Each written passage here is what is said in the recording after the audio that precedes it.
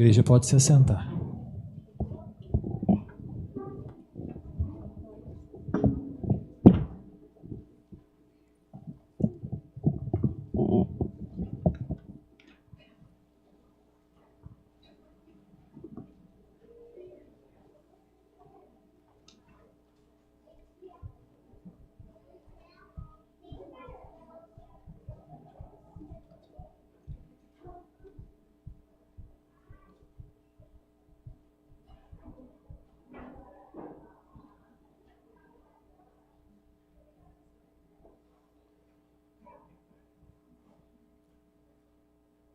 Ficou vazio agora, né? Estava tão bonito, as crianças, o ministério infantil. Meus irmãos, vamos orar pela IBF, vamos orar por esse ministério infantil que está se preparando e, graças a Deus, tem sido usado por Ele para abençoar a vida das crianças. Então vamos orar por esse ministério, pelo trabalho, não só da IBF, mas pelo trabalho que vem sendo realizado.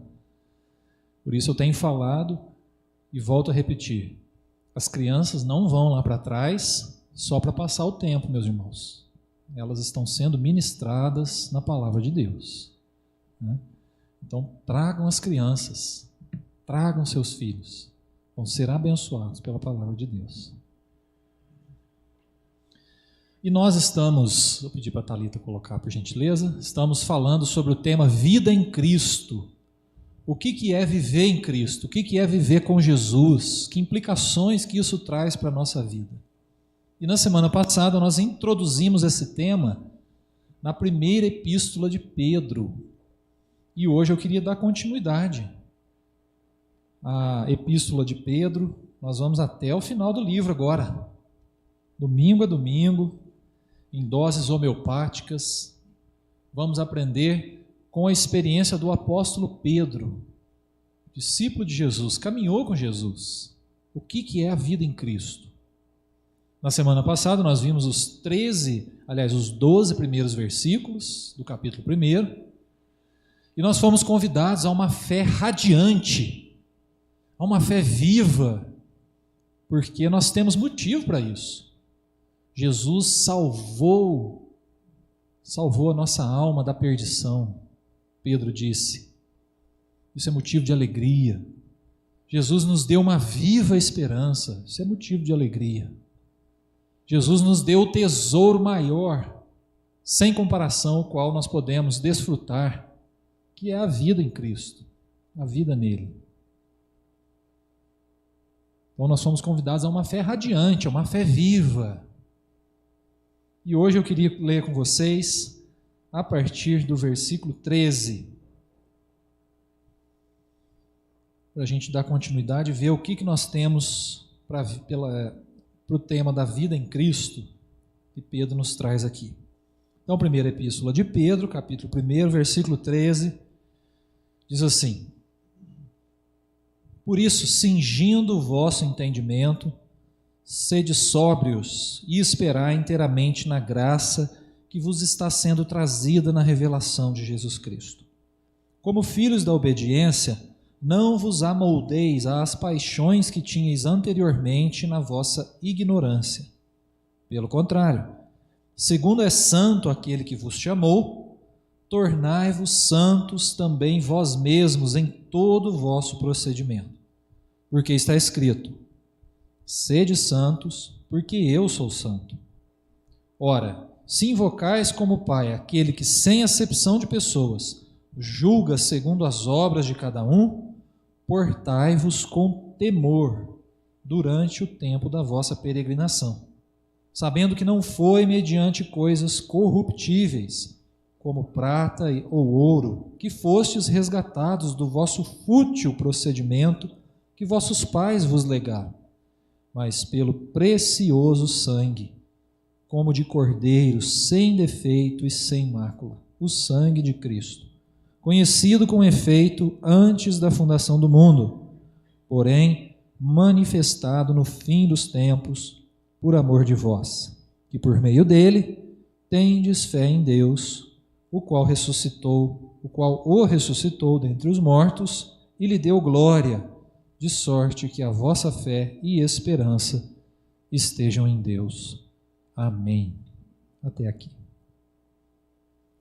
Se por um lado, meus irmãos, nós fomos convidados por Pedro a termos uma fé radiante, porque Jesus salvou a nossa alma da perdição, por outro lado, Pedro está agora nos convidando a termos uma vida com sentido, uma vida com significado. Ele está dizendo assim, meus irmãos, Jesus Cristo, pelo seu sacrifício, que não foi por prata ou por ouro, mas foi pelo precioso sangue dele, nos liberta de uma vida fútil, uma vida vã. Olha que interessante. No texto da semana passada, nós vimos que Jesus nos liberta da perdição, salva a nossa alma. Agora, Pedro está dizendo, Jesus também nos salva de uma vida vazia, de uma vida sem sentido, de uma vida fútil. Ele disse isso principalmente ali a partir do versículo 18, quando ele diz assim, que sabendo que não foi mediante coisas corruptíveis, como prata ou ouro, que fostes resgatados do vosso fútil procedimento.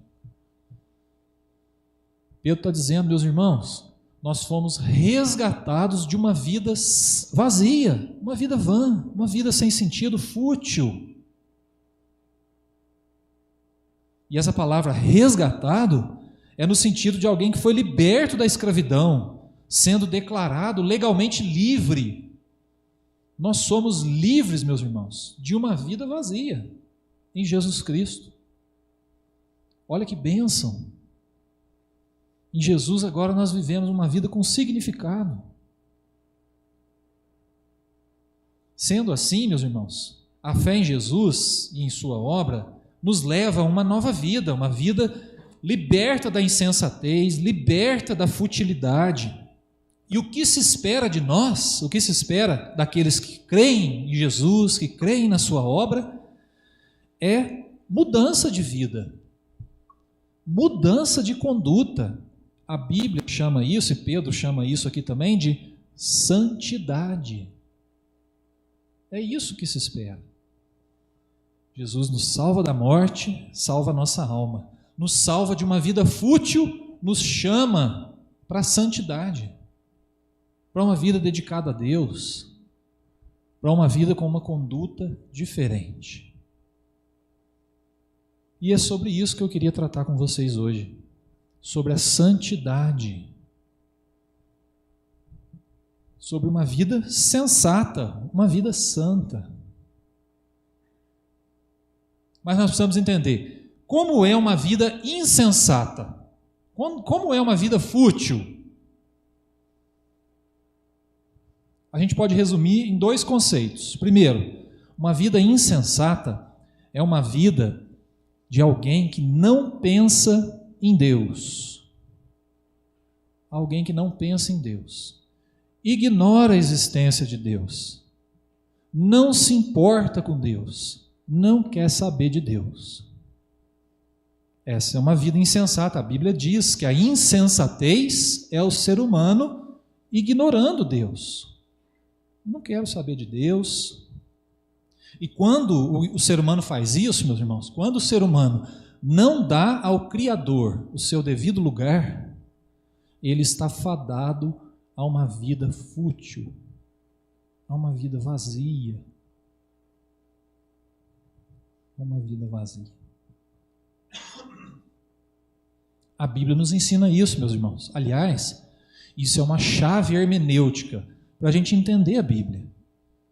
A Bíblia como um todo, ela nos declara, meus irmãos, que qualquer estilo de vida, qualquer atitude, qualquer filosofia política, filosofia moral, qualquer ideologia, ou mesmo qualquer especulação em qualquer esfera de pensamento ou da vida humana, adotados ou seguidos por alguém que não dê ao Criador o seu lugar apropriado, está destinado à vaidade, à futilidade, à insensatez, ou seja, não vai dar em nada. A Bíblia ensina isso. Ignorar Deus é caminhar para o vazio, para lugar nenhum. Esse é um conceito onde nós podemos definir uma vida insensata. Tem mais um conceito também. Uma vida insensata, ela é marcada pela falta de limite ético e moral.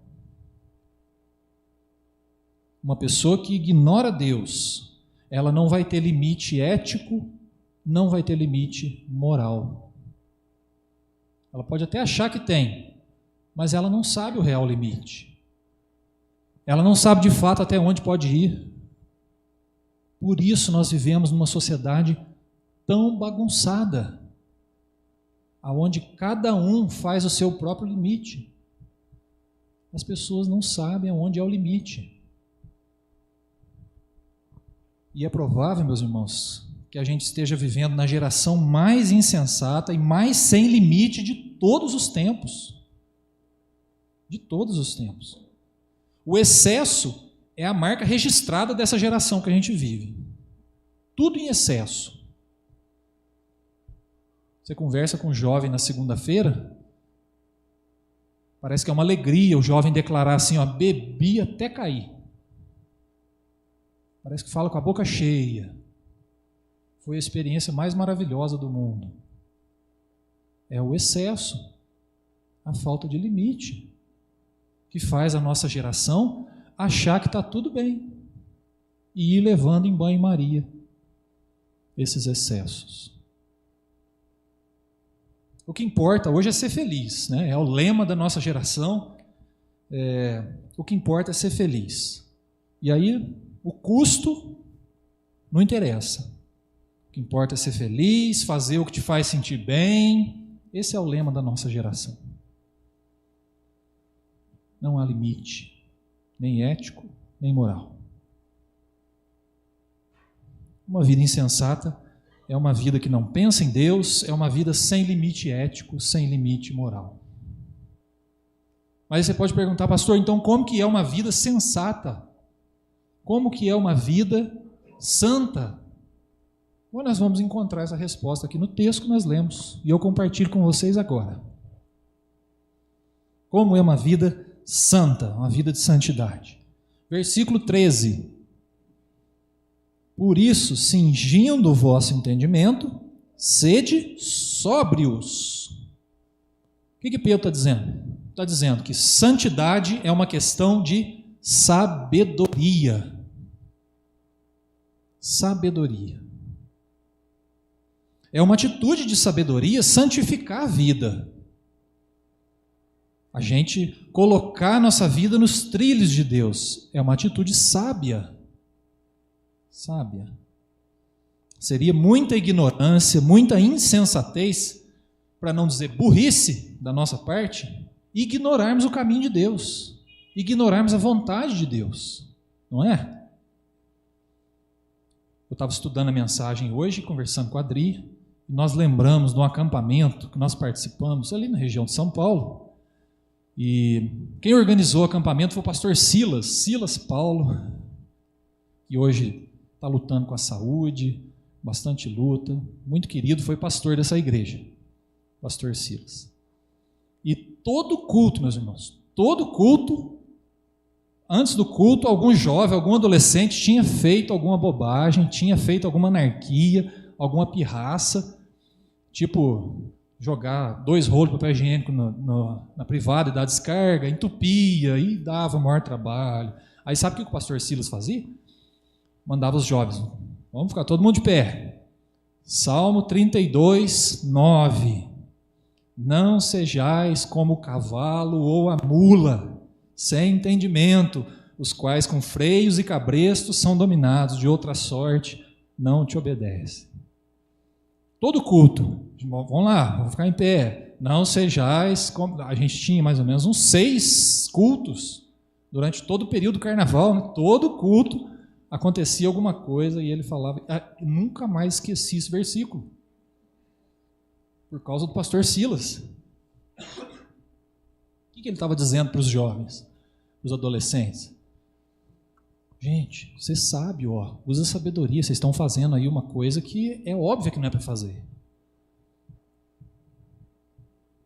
E eu compartilho esse versículo com você agora também. Salmo 32, 9. Não sejais como o cavalo ou a mula, sem entendimento, os quais, se não for com cabresto, se não for com freio, não obedecem. Santificar a nossa vida, meus irmãos, é uma questão de sabedoria. Se nós cremos que Deus tem o melhor caminho, nós vamos buscá-lo. Nós vamos nos entregar a Ele.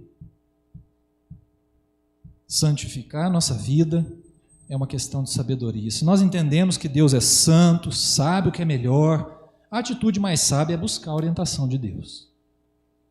Santidade é uma questão de sabedoria. Sabedoria. Por isso ele chama a gente, sede sóbrios. Sede sóbrios. Segunda marca de uma vida sensata, uma vida santa, está no versículo 14. Como filhos da, mais uma vez, como filhos da obediência. Uma vida sensata é uma vida de obediência. Se chegamos àquele consenso de sabedoria, que Deus tem o melhor para nós, nós vamos obedecer. Nós vamos nos submeter. Que eu acho que é a grande dificuldade da nossa geração. A nossa geração não quer se submeter a ninguém. Cada um faz as suas próprias regras, estabelece seus próprios limites, quando há limites. Mas vem Pedro e fala, gente, vocês são filhos da obediência. Não vos amoldeis às paixões que tinhais anteriormente, na vossa ignorância. Obedeçam. Tem orientação boa para vocês. Ouçam. Não ignorem. No final do Sermão do Monte, Jesus cita uma parábola fantástica. Vocês conhecem a parábola dos 2 fundamentos. Jesus fala que aquele que ouve as minhas palavras e as pratica será comparado ao homem prudente que edificou a sua casa sobre a rocha. Mas aquele que ouve as minhas palavras e não as pratica será comparado ao homem imprudente que edificou a sua casa sobre areia. E veio a chuva, a tempestade, os ventos, e foi grande a sua ruína. Qual que é a diferença do prudente e do imprudente? Os dois ouviram. O prudente obedeceu, praticou. O imprudente ouviu e ignorou. A segunda marca da santidade, meus irmãos, é a obediência. Obedecer o que Deus quer de nós. Obedecer à vontade de Deus. A terceira marca da santidade está no versículo 15 e 16, onde Pedro diz assim: pelo contrário, ao invés da gente nos amoldarmos às paixões que a gente tinha anteriormente, nós vamos agora viver segundo é santo aquele que nos chamou. Por isso, tornai-vos santos também vós mesmos em todo o vosso procedimento. Porque escrito está, sede santos, porque eu sou santo. Quando Pedro cita isso, sede santos, se tornem santos, Pedro está dizendo que o padrão é Deus. O padrão é Deus. Você sabe disso, né, meu irmão, minha irmã? Que o nosso padrão é Deus. É Deus. Não é o youtuber da internet. Não é a pessoa que está bombando. A pessoa que tem mais likes, mais curtidas. O nosso padrão é Deus. Sede santos, porque eu sou santo. Nossa geração caminha perdida porque não tem um padrão. Nós temos, nosso padrão é Deus. E quando Pedro diz assim, sede, se torne, ele está dizendo que santidade é transformação de caráter. É o teu caráter que vai falar se você está sendo santificado, meu irmão, se você está sendo santificada, minha irmã. É o teu caráter. Então, com relação ao caráter, deixa eu te fazer uma pergunta, bem pessoal. Quem é você quando ninguém está olhando?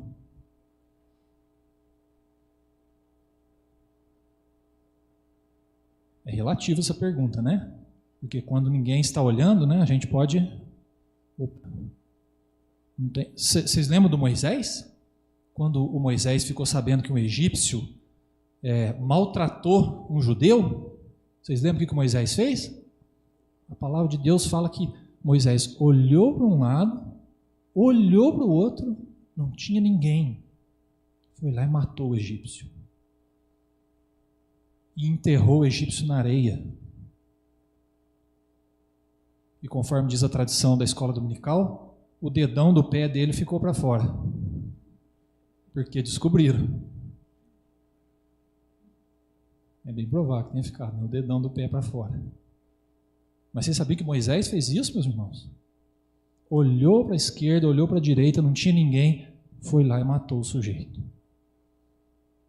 O nosso caráter, meus irmãos, que é o caráter que Deus está moldando, é o caráter da santidade, ele é revelado quando ninguém está olhando. Quem somos nós quando ninguém está olhando? A questão é que, eu falei que é relativa essa pergunta, né? Porque Deus está olhando, Deus vê tudo, Deus sabe. Por isso eu faço questão de reafirmar isso que o Pedro está dizendo, sede santos, porque eu sou santo, é Deus falando assim, olha, transforme o caráter de vocês.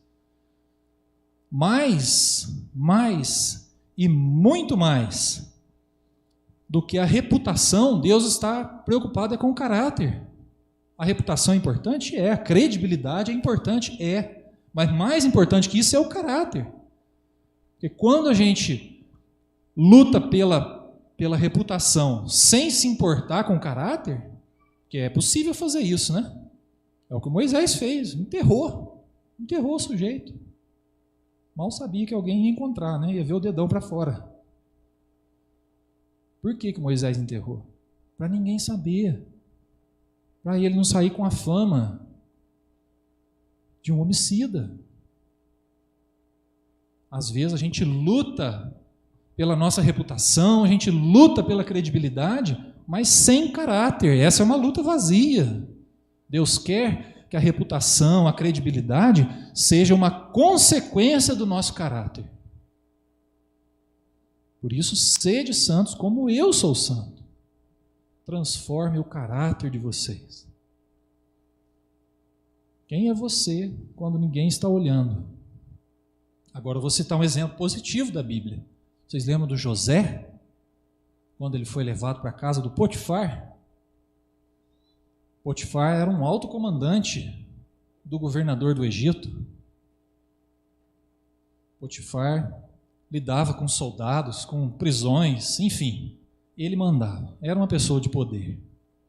José foi trabalhar na casa de Potifar, conquistou a confiança de Potifar.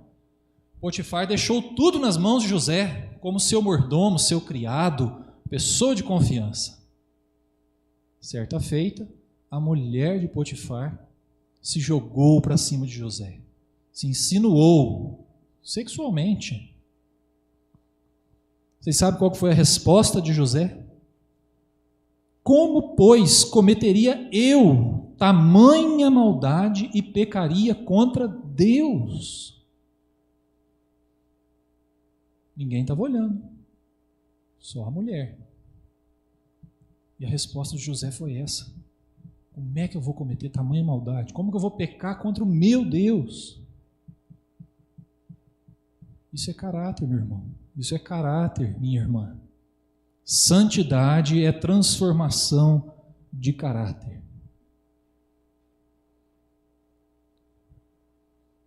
E eu pergunto, como é que está a tua vida? Como é que está o teu caráter? Como é que está o processo da santificação na tua vida? Estamos em busca de uma reputação, uma credibilidade sem caráter? Não é santidade. Agora, aquela pessoa que vai sendo moldada por Deus e vai construindo a sua reputação, a sua credibilidade com base nesse caráter, sede santos porque eu sou santo, isso é santificação, isso é santidade. Tem gente que acha que santidade é só ler a Bíblia e orar. É muito mais que isso. Muito mais que isso. É transformação de caráter.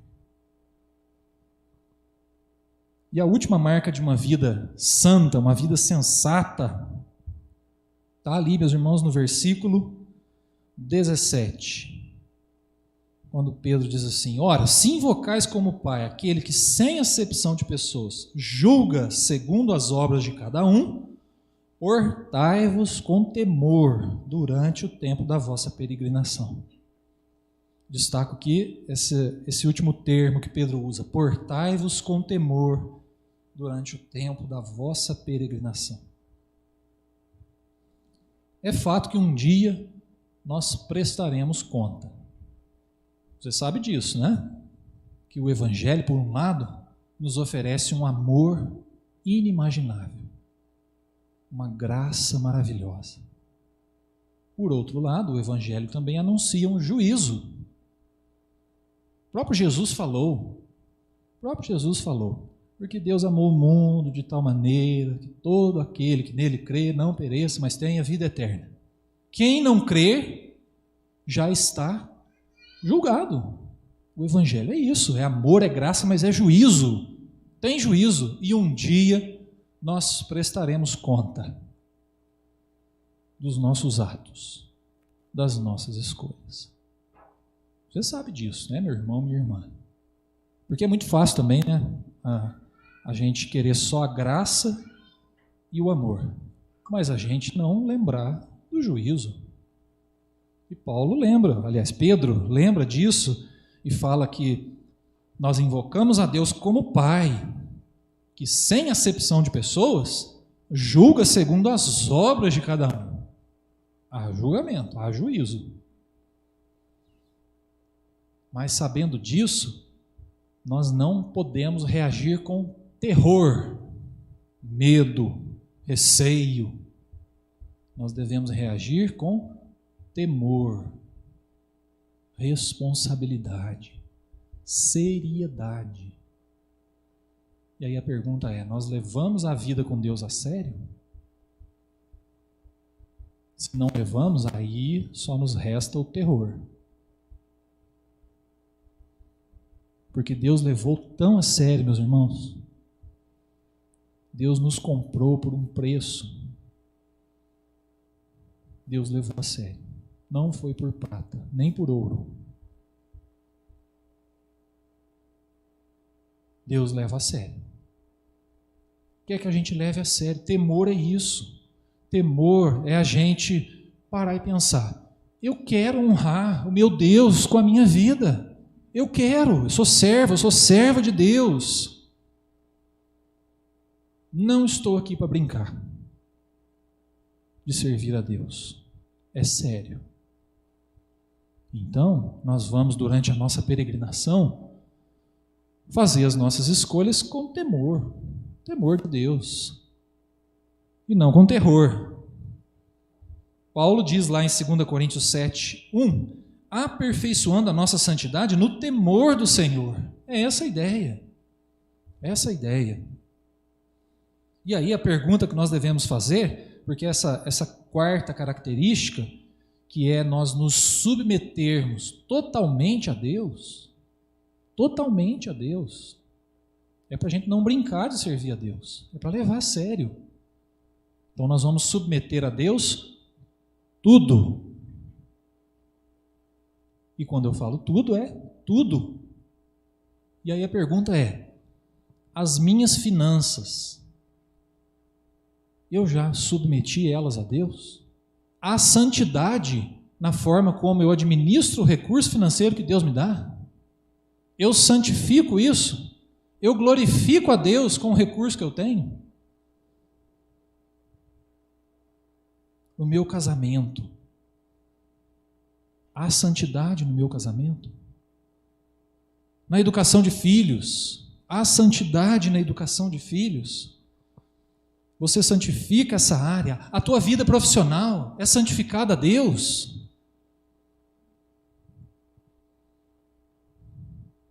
A sexualidade é santificada a Deus?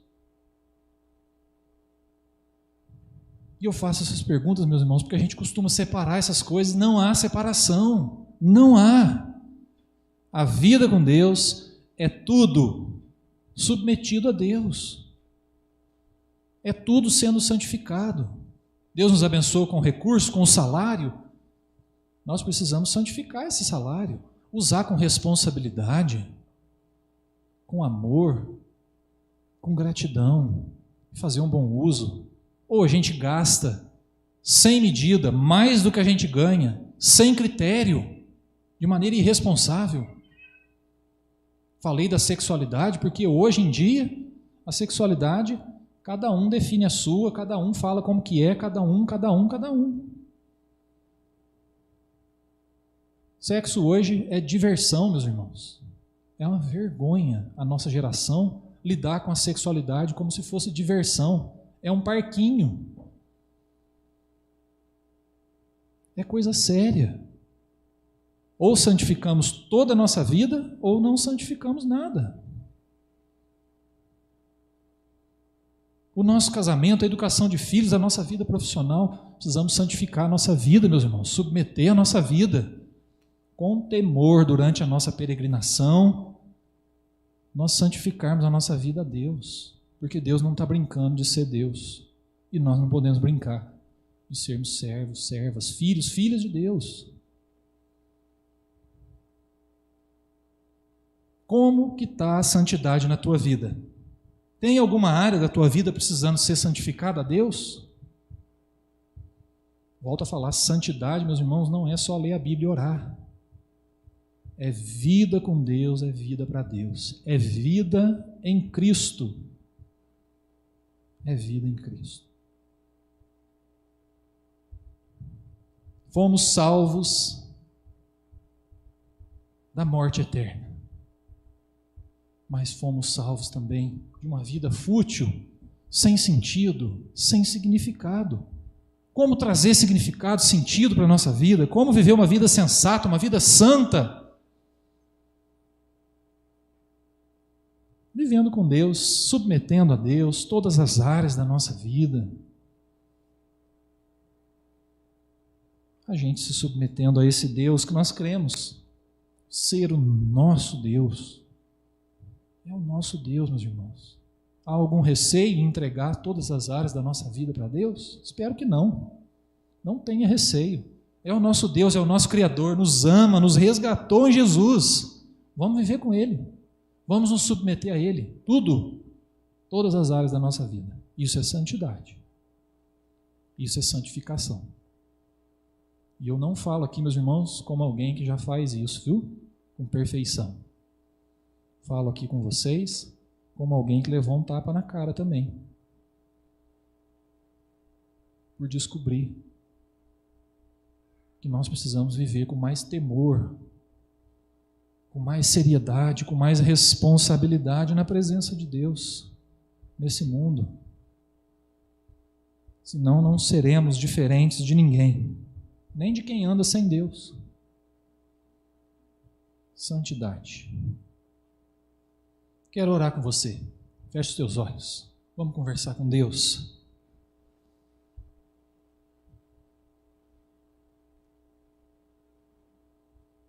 Já vai pensando aí como é que está a santidade na tua vida? Precisa melhorar? Tem alguma área que você precisa submeter em santidade a Deus? Vá pensando aí como é que está o teu caráter. Santidade é caráter, meu irmão, minha irmã. Santidade é Deus transformando o nosso caráter. Quem é você quando ninguém está olhando?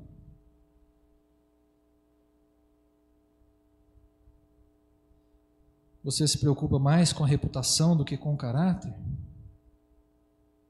Vamos buscar essa santidade em Deus, submeter todas as áreas da nossa vida, não por terror, mas por temor, por levarmos a sério a vida com Deus. Vamos aperfeiçoar nossa santidade no temor do Senhor. Pai, louvado seja o teu nome, Deus, porque além do Senhor nos salvar da morte eterna, o Senhor nos salva de uma vida fútil, sem sentido, sem significado, Pai. E o teu Santo Espírito quer trabalhar a nossa vida, santificar a nossa vida, para vivermos com sentido, para vivermos com significado, Pai. Por isso, nós queremos que o Senhor nos salve também de uma vida vazia. Queremos santificar as nossas vidas ao Senhor. Trabalhe no nosso coração, Pai. Nós damos total liberdade para o teu Espírito santificar a nossa vida. Abençoa, Pai, cada irmão, cada irmã. Se há algum irmão ou irmã que está precisando santificar alguma área da vida, Senhor Deus, mostra o caminho, dá a direção, fala ao coração, Senhor Deus. Mostra como fazer isso, mostra a melhor forma de se reorganizar numa vida submetida ao Senhor. No nome de Jesus, Pai. Obrigado pela Tua palavra que é viva, que é eficaz, que é santa e que nos santifica, Deus. No nome de Jesus.